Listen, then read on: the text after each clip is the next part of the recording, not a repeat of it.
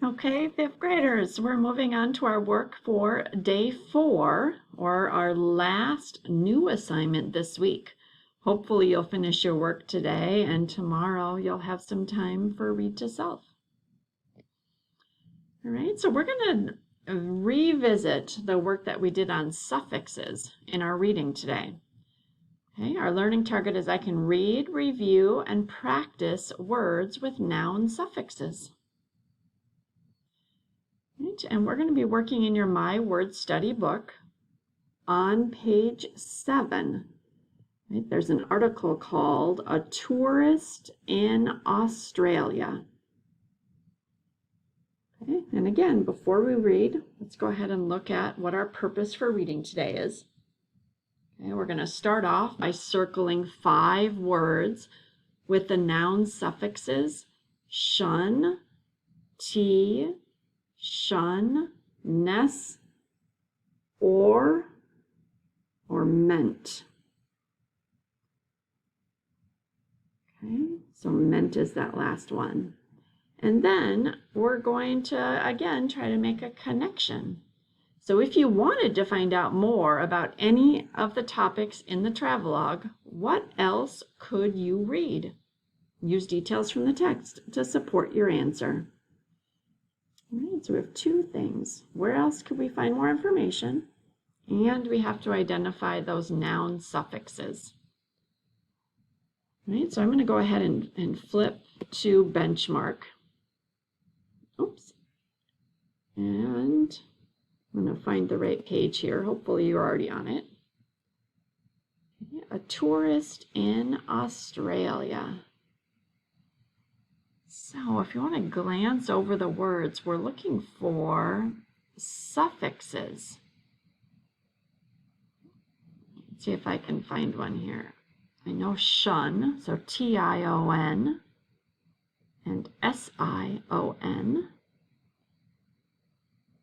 And then we had Lee, L-Y. Oh, and then I see if I can get my mouse here. This movement in the middle there, that ends in meant. That would be 1.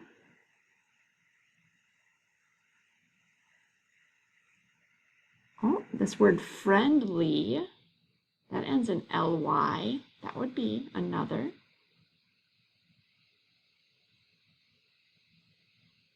Oh, attractions. Do you see how it ends in the shun, T-I-O-N? That would be a 3rd. And then I noticed in that same sentence, scenery, the R-Y, would be a suffix.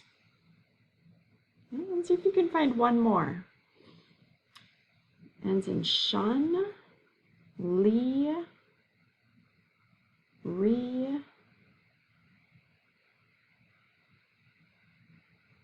or meant. All right, and then as soon as you've circled all 5 of those, we'll go ahead and get started reading. You may turn off the video and read on your own, or you may stay and read along with me. Remember, we're trying to make that connection. Like, if we wanted to learn more, what could we read, or where would we go for information? Okay, so it says a tourist in Australia.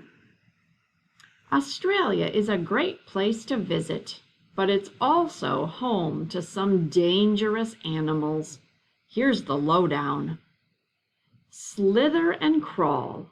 Australia has oodles of snakes, and some of them, the eastern brown snake and island tapir, have the most toxic venom in the world. Afraid of spiders? Australia's Sydney funnel web spiders lurk in the darkness, and their bite is deadly. Watery threats. Take care if you swim or dive in Australia. There can be lots of action. Great white sharks prowl the waters, and 1,000-pound saltwater crocodiles lie in wait for the slightest movement. In addition, Australia's box jellyfish, cone snails, and stonefish all deliver a poisonous sting. Take action. Take caution. Do you have visions of feeding friendly kangaroos? Watch out.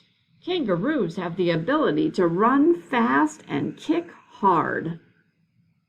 The bottom line? Australia has lots of attractions with fantastic beaches, scenery, and amazing things to see and do. Go. Yeah, there's a lot of animals in here that I'd like to learn more about. And I'm wondering if that would help us answer that question. So why don't we go back up into the reading and find some names of one or two animals that caught your attention that you would like to know more or learn more about.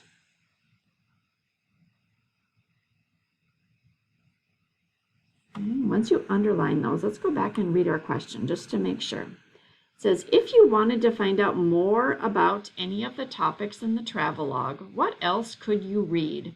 You'd use details from the text to support your answer. Okay, so I might say something like, I would like to learn more about the eastern brown snake. I could do a Google search.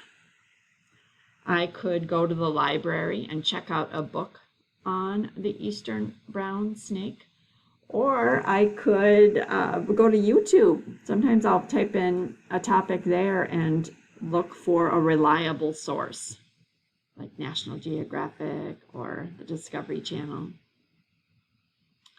All right, then we did it. Okay, so go ahead. Once you turn off this video, formulate your answer in a complete sentence, and then your work is complete for today.